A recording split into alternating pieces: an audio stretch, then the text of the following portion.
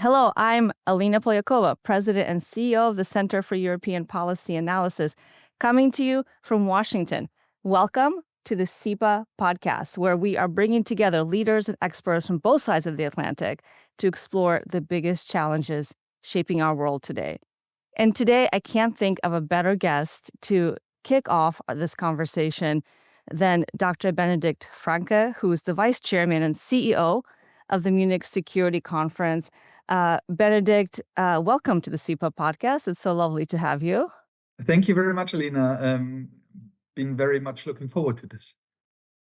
As am I, and I know we're going to have a really fun conversation because you yourself have played such a pivotal role in shaping what has become the security conference, where global leaders gather to have important conversations, make announcements, where deals get made, diplomacy happens, and that happens every year in February in Munich. And of course, since Russia's invasion of Ukraine in 2022, in many ways, Munich itself has become a place that is shaping not just our understanding of policy, but policy itself.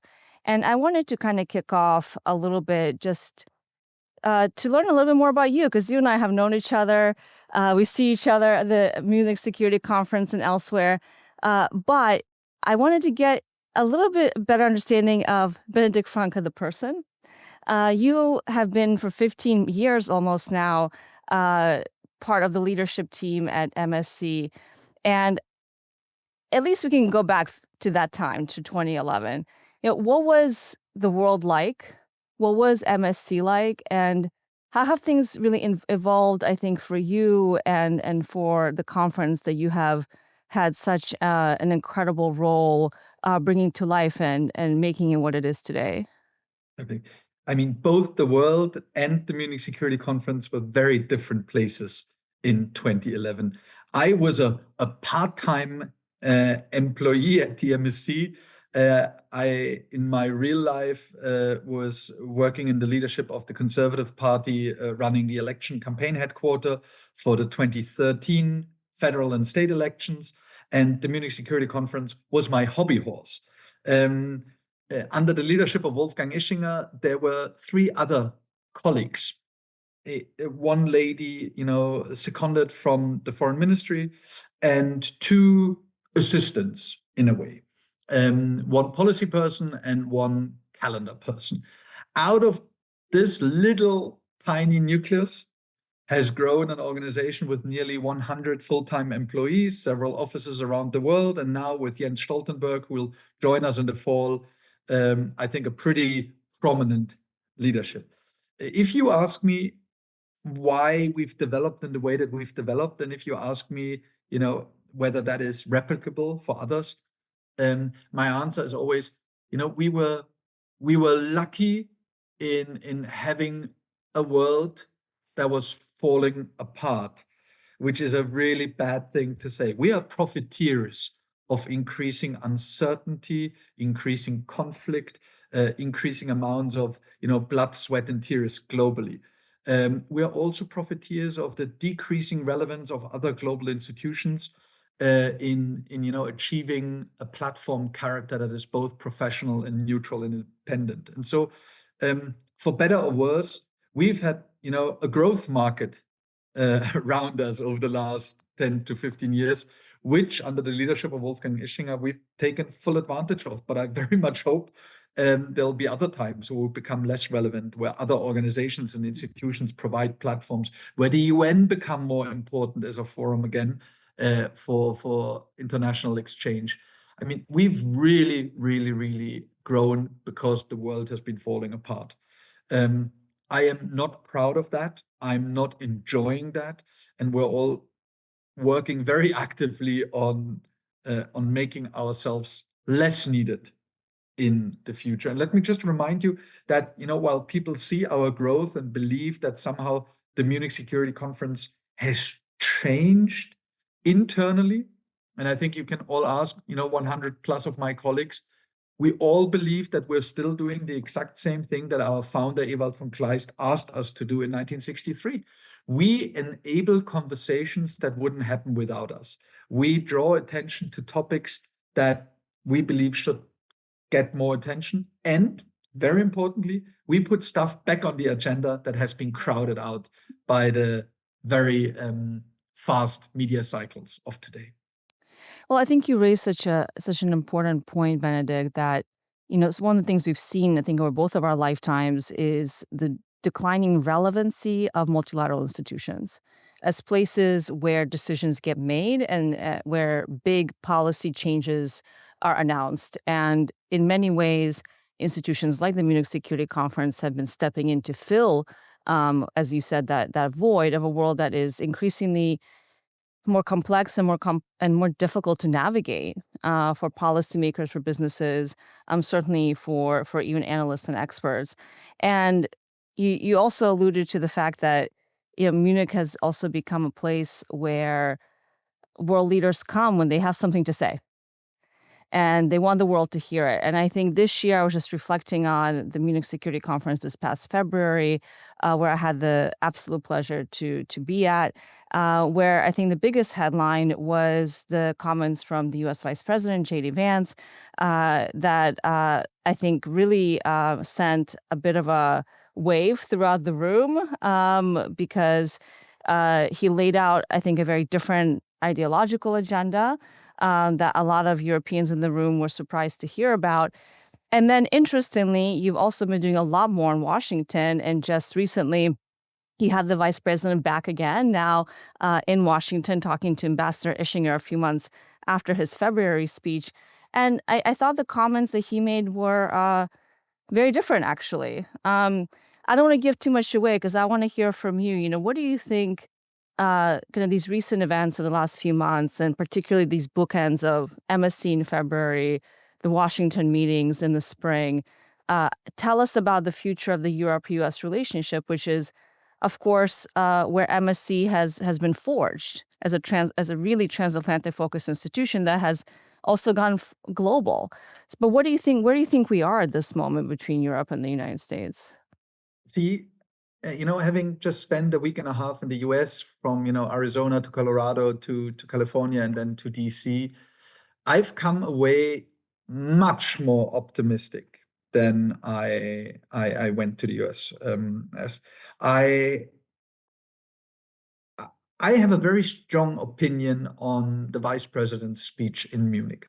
And that comes on the back of me, and forgive me the little advertising block, having just edited and published a volume on key speeches at the Munich Security Conference over the last 60 years. And one thing that really struck me, reading speeches from 1963, 65, 69, and so on, is how similar US principles were speaking in the early 60s to what US principles have then set for the ensuing 6 decades.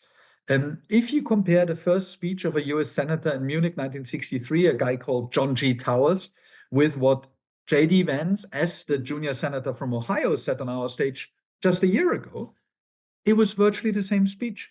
American leaders always said the same thing in different intonations on our stage. It was roughly, and allow me the generalization, it was roughly along the following lines: beloved Europeans, we like you.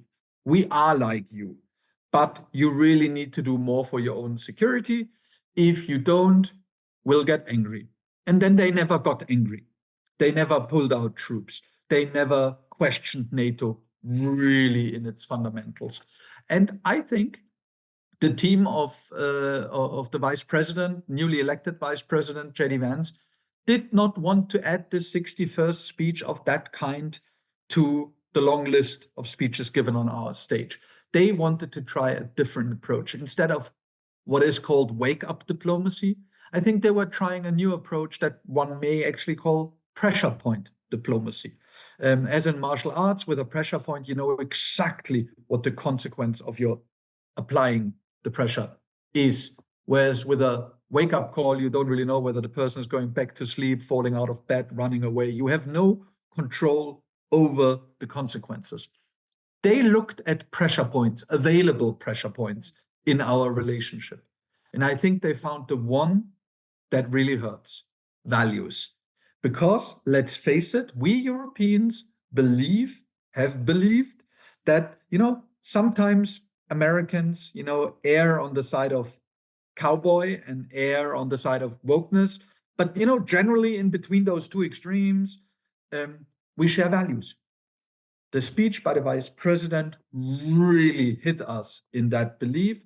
And when you said it sent a wave through the auditorium, it sent a shock wave through the auditorium. Gasps, incredulity, and being flabbergasted of what this was. I believe if you judge the speech not by the style in which it was given, not by the somewhat exotic examples the vice president used, but purely by its effect on the audience and on the political circles in Europe, it was an incredibly successful foreign policy speech. I think without it, we wouldn't have seen a change to the German debt brake rule that really allows us now to invest more in defense. You probably wouldn't have seen the kind of emergency meetings on the European level. You wouldn't have seen the acceleration of the white paper process. You wouldn't have seen the 800 billion that the European Union is now investing in defense, et cetera, et cetera. So I believe the one bookend, Munich, was meant to really create momentum and really get us to do the right thing. The other bookend, the comments, the Q&A with the vice president last week, were meant to do the following: both keep the pressure alive, keep the pressure on the Europeans, and I think the vice president did that very skillfully, and at the same time ensuring that we still believe we're on the same team, calming down concerns and worries, and really presenting an openness to have a dialogue. And lastly, I believe his key point was that both the Europeans need to do more to make this partnership count and to persuade the average American, and the Americans need to do more to persuade the average European that this is still a beacon of democracy and our best friend and hope. So, what does this all mean then about the relationship at large? You said the vice president, I agree with you. Actually, just in a few months of hindsight, accomplished a great feat. He managed to get Europe to move on defense and security in a way that Europe had not done even since Russia's full-scale invasion of Ukraine, a direct threat to European security. But of course, there's still a lot of anxiety that I sense. I was just in Poland, even from our core allies, about the future of the relationship. And what do you think things are going to look like? Obviously, we have a world that is no longer defined just by Europe and the United States, or even the United States alone. We have to contend with the rise of China, maybe the eventual rise and transformation of the global South, which I know you have a lot of thoughts about. What do you think the role of the transatlantic alliance is going to be in the future?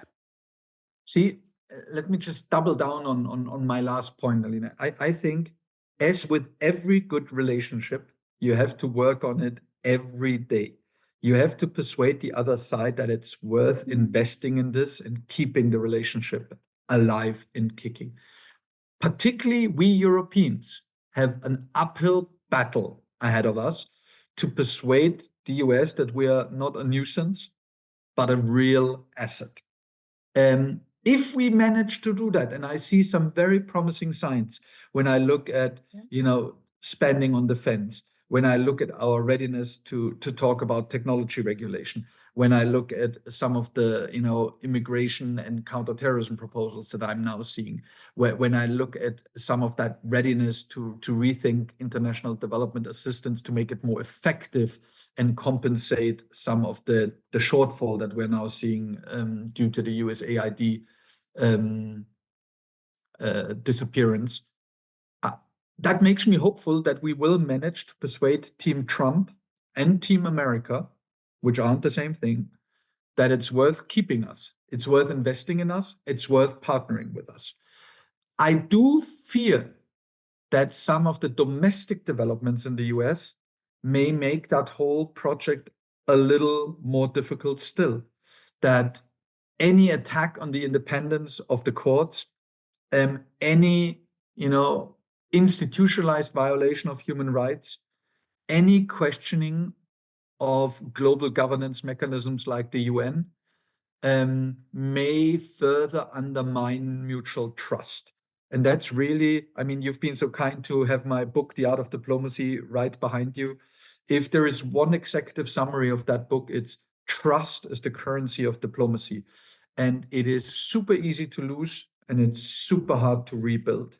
Exactly. And there are some who say, we just have to survive the Trump years. And, after that, the relationship will go back to normal. I don't think this is going to be the case. I think also the American side needs to do more to defend its leadership position in this world and needs to do more to be considered a beacon of democracy and freedom.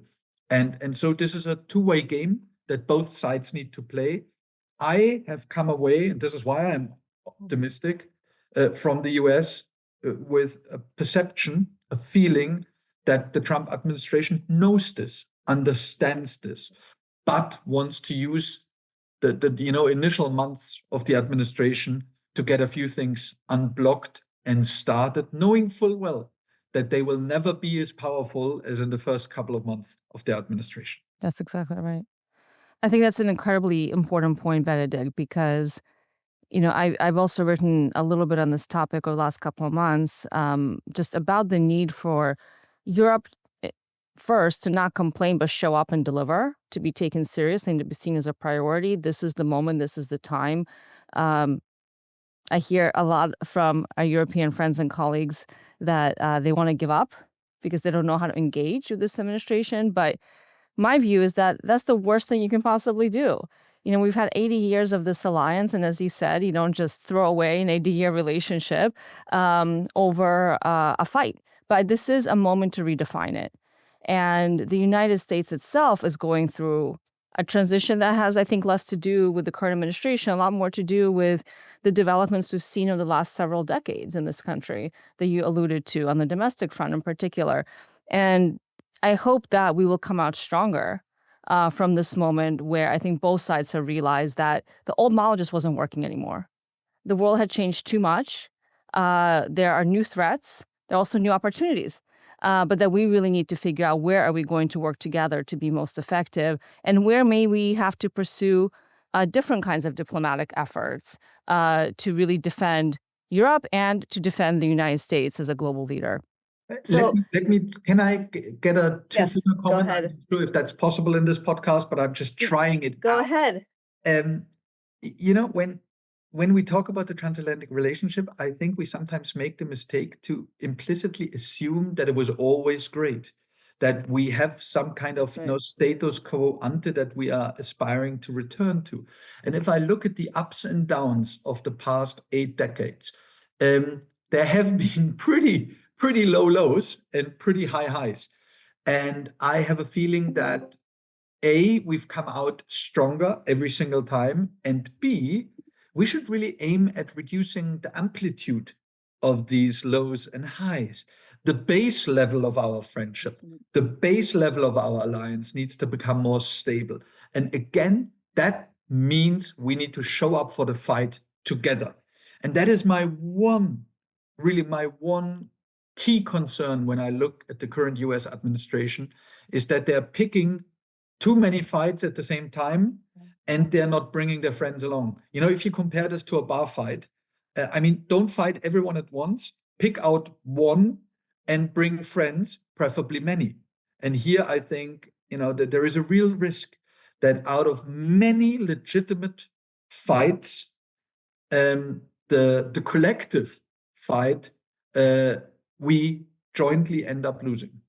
That's right. As long as we are busier with ourselves and with our alliance than with our real opponents and rivals out there, and there is a growing number of them, we may end up with, a repaired relationship down the road, but having lost the global fight. This must not be the case. And here too, I hope that the Munich Security Conference and institutions like CEPA can really make the case for not losing the big picture. Exactly.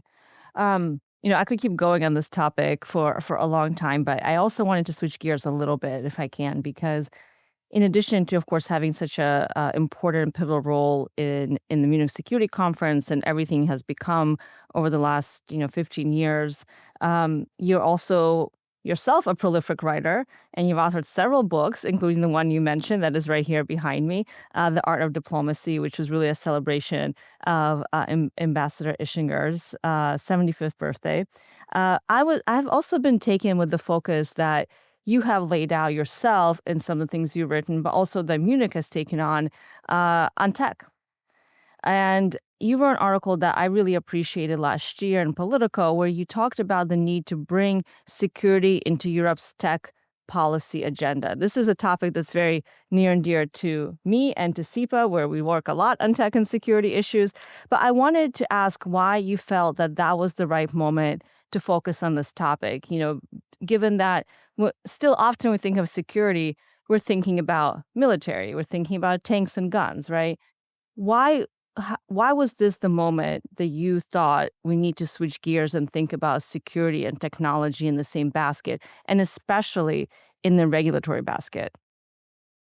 See, why was that the moment is a good question. I think the moment would have been many years before that, the right moment. And we were just late to the game, but better late than never. You see, we keep preaching, we keep reminding people that security is so much more than tanks and missiles, that we need to talk about the way we communicate with each other, the way we consume information, create information, drive debates. And when you look at tech regulation in Europe, what comes to mind is that it is a lot, that it isn't necessarily aligned with strategic and particularly security consideration, but it is often driven by tax reasons, fairness considerations, or other worthy causes, but that no one checks whether these regulations make Europe safer, or more secure, more stable down the road. And we felt that that's just terrible. I have all sympathy for regulating big tech, and some big tech companies support the Munich Security Conference, and I really want to make sure that no one believes this is why we are suddenly saying that we need to rethink regulation. That's really not the case. I have no problem with holding big tech companies accountable for what they're doing. I, in fact, demand at every possible opportunity that we rethink our approach to social media, because it is doing so much harm to our societies. And it is done by 8 companies and 8 companies alone. And no one can tell me that we can't regulate these 8 companies in a way that makes us focus on the positive possibilities rather than the negative possibilities. So all of that by side, I believe it is almost irresponsible not to check every law, every regulation, every tech initiative for a very simple question. Does it keep Europeans safe and sound, or does it open, back doors to the bad guys? Does it, undermine democratic processes? Does it make it even easier for the baddies out there to target our hearts and minds? And I am still not convinced that we're doing a good job here. We've asked, Ambassador Ischinger has asked for a chief security officer at the level of the EU Commission, and a process where everything isn't only checked for its climate change, consequences, which we're doing and which is great, but also for its security consequences. A long way to go. Please join the fight. We've been in it. As a shameless plug, we published a series a couple of years ago called Injecting Security into Tech Policy, looking at a lot of different laws that the EU had been considering at the time that since have become legislation, really trying to show that some of the most well-meaning regulatory efforts from Brussels actually end up exposing a lot of vulnerabilities that make us far more vulnerable from a security lens to countries that want to undermine Europe, the United States, the entire, I would say, democratic free world. So very much in line with you there, Benedikt. My last question to you, and then I'll let you go, but I can't help but to ask you because you have not only thought about these big global questions, but you've also been very engaged and you've written an entire book about diplomacy in Africa.